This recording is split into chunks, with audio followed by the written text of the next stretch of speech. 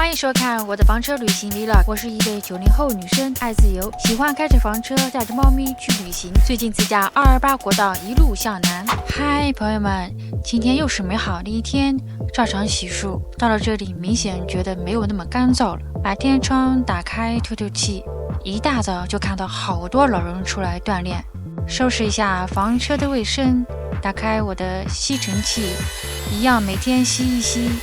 最近晚上睡觉不需要开暖气，前挡风玻璃全都是水，这个保温隔热板还真挺有用的。准备烧点水喝咖啡，这次呢我就简单粗暴，咖啡粉加纯净水，1块钱的快乐，治愈又提神。坐下来看看书，我每天都会坚持1个小时，看完之后就是吸猫时间。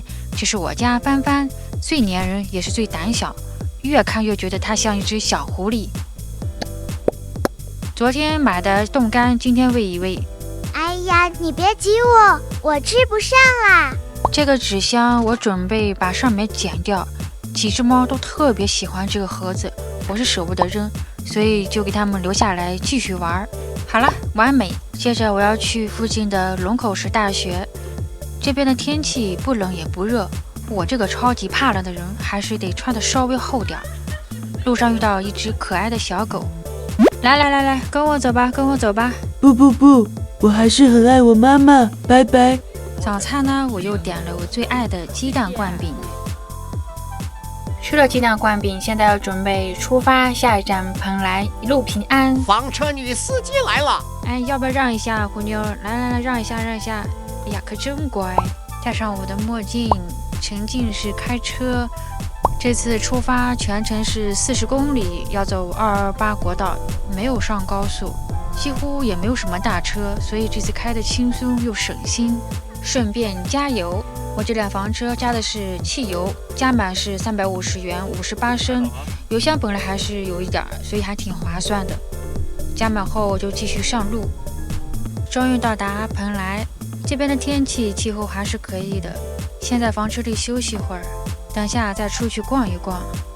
不知不觉天就已经黑了，附近有个商场，好多人颜值都挺高的，看着像是有大学在周围。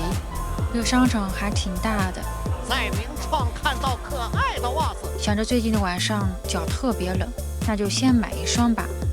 看到好看的发夹就已经停不下来了。好看吗？好看，必须拿下。出来之后打算去吃麻辣香锅，最近不知道怎么就特别想吃，好在我最近吃的不算多。谁信呢？